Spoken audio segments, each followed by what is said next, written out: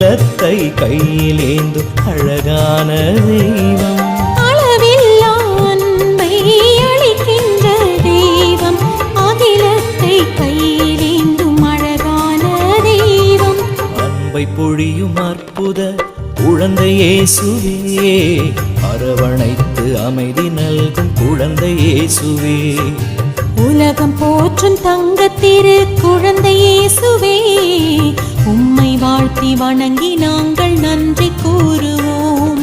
நன்றி இயேசுவே, குழந்தை இயேசுவே.